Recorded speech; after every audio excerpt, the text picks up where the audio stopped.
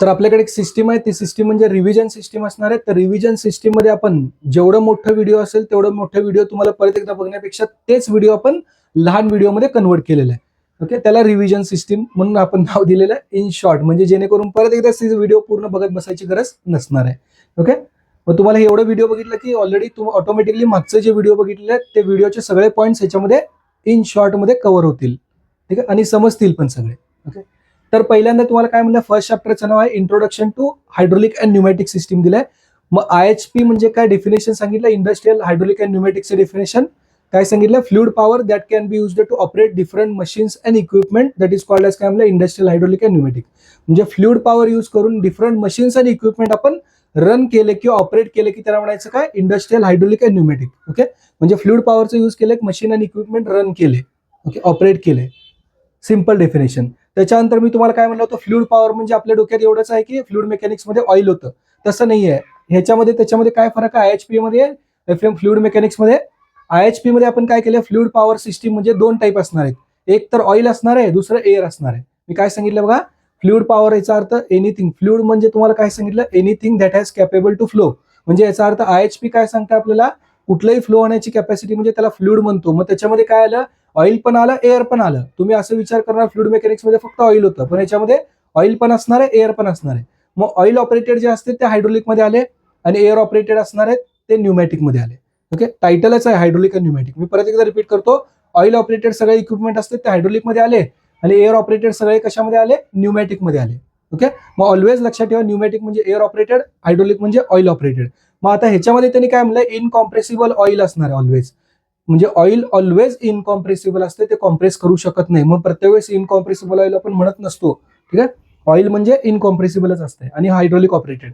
आणि एअर हे कॉम्प्रेसिबलच असते, एअर तुम्हाला कॉम्प्रेसिबल सांगायची गरज नाहीये, ऑलवेज एअर कॉम्प्रेसिबल आणि ते न्यूमॅटिक सिस्टीम असते. ठीक आहे, मग त्याच्यामध्ये मी तुम्हाला काय सांगितलं होतं, डेफिनेशन सांगितलं होतं.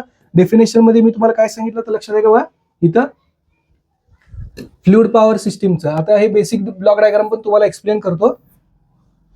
Block diagram of fluid power system दिलेला आहे. ह्याच्यामध्ये मी तुम्हाला काय म्हणलं, it is the technology in which we can transmit the काय म्हणलं and control the forces in order to काय म्हणलं, controlling the pressure and the flow of the fluid. हेच तुम्हाला परत डिटेलमध्ये सांगतो डेफिनेशन. तेव्हा ह्याच्यामध्ये ब्लॉक डायग्राम पूर्ण डिटेलमध्ये बघा. एनर्जी ऑफ काय म्हणलंय, कॉम्प्रेस्ड एअर आणि इनकॉम्प्रेसिबल ऑइल. तेव्हा एनर्जी ऑफ काय म्हणलंय, कॉम्प्रेस्ड एअर आणि काय म्हणलं ऑइल. आता मला काय करायचं, इथं सेकंड काय म्हणलं, हाय प्रेशर फ्लो दिलेला आहे. आता मी तुम्हाला काय सांगितलं होतं लक्षात आहे का, लास्ट व्हिडिओमध्ये एअर कॉम्प्रेस करण्यासाठी आणि एअरचं प्रेशर इन्क्रीज करण्यासाठी तुम्हाला काय लागतंय, कॉम्प्रेसर लागतंय.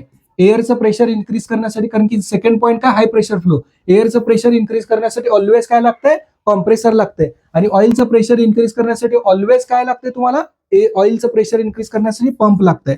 ठीक आहे, त्यामुळे पंप आणि कॉम्प्रेसर हे दोन गोष्टी लक्षात ठेवा. एअरचं प्रेशर इन्क्रीज करण्यासाठी कॉम्प्रेसर, ऑइलचं प्रेशर इन्क्रीज करण्यासाठी पंप. मग प्रेशर इन्क्रीज करून आपण हाय प्रेशर फ्लो, प्रेशर इन्क्रीज केले टू ऑपरेट कशासाठी, प्रेशर इन्क्रीज करून मशीन्स आणि इक्विपमेंट रन केले. कारण की हाय प्रेशर फ्लो आपण इक्विपमेंट किंवा मशीन मध्ये जर फ्लो केलं तर त्याचे मुवमेंट्स होत असतात. ओके, म्हणून बघा, operate the machines and equipment. आणि इक्विपमेंट कशासाठी ऑपरेट करायचं, to do the useful work. Already लिहिलं होतं मी लास्ट लेक्चरला. ठीक आहे, युजफुल वर्क मध्ये कन्वर्ट करण्यासाठी. मशीन्स आणि इक्विपमेंट काय रन करतो आपण, मशीन्स आणि इक्विपमेंट म्हणजे JCB असेल, क्रेन असेल, ओके, बुलडोजर असेल, हे आपण रन का करत असतो, ऑपरेट का करतो, कारण की आपल्याला त्याच्याकडनं काहीतरी पर्पज सॉल्व्ह करायचं किंवा काहीतरी वर्क करून घ्यायचं आहे. ओके, हे सगळं सांगितलं, कळालं. हे एनर्जी यूज करायचं, हाय प्रेशर फ्लो, मशीन्स आणि इक्विपमेंट रन करणे, JCB क्रेन वगैरे. मग कशासाठी, JCB क्रेन कशासाठी, to do the useful work. Useful work मध्ये कन्वर्ट करण्यासाठी आपण हे सगळे इक्विपमेंट आणि रन करत असतो, ऑपरेट करतो. त्याच्यानंतर अजून तुम्हाला काय सांगितलं होतं, दोन सिस्टीम आहेत तुमच्याकडं, कुठले, ऑइल हायड्रोलिक सिस्टीम आणि न्यूमॅटिक सिस्टीम.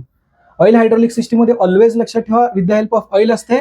मग ऑइलला स्टोअर करण्यासाठी रिझर्वायर लागते. रिझर्वायर हे ऑलवेज ऑइल स्टोअर करण्यासाठी, इथं रिझर्वायर पाहिजे. मग पंप कशासाठी असते, pump main purpose pressure increase करण्यासाठी, इथून ऑइल कॅरी करण्यासाठी. दोन पर्पज, इथून ऑइल कॅरी करते आणि पंपचं मेन पर्पज प्रेशर इन्क्रीज करतं ऑइलचं. मग हे कशासाठी, कशात सप्लाय करते, ह्याच्यात सप्लाय करते. आणि ह्याला राईट साईडला पुश करते. ह्याला राईट साईडला पुश केल्यानंतर काय करते, लोड डाऊनवर्डला जाते. ओके, हे लोड डाऊनवर्डला जाण्यासाठी ऑलरेडी लास्ट लेक्चरला सांगितलं. आणि त्याच्यानंतर इथनं प्रेशरायझर फ्लुइड दिलं की इकडे ढकललं की काय होतं, जे लोड डाऊनवर्डला गेलेलं आहे तेव्हा हे लोड डाऊनवर्डला गेलेलं परत एकदा अपवर्डला येत असते. आणि फक्त ऑइल ऑपरेटेड असते. ऑइल ऑपरेटेड म्हणजे विथ द हेल्प ऑफ काय असणार, पंप, प्रेशर इन्क्रीज करण्यासाठी पंप यूज करते. इथनं प्रेशर दिलं की पिस्टन राईट साईडला आणि डाऊनवर्डला लोड आणि इकडनं प्रेशराइज्ड फ्लुइड दिलं की इथं लोड अपवर्डला येणार. एवढंच बेसिक सिस्टीम आहे. आणि तेच जर सिस्टीम आपण कशाने यूज करतो, कॉम्प्रेस्ड एअरनी जर ऑपरेट केलं की त्याला म्हणायचं न्यूमॅटिक. ठीक आहे, एअरने ऑपरेट केलं की न्यूमॅटिक. सेम सिस्टीम असणार आहे तुम्हाला.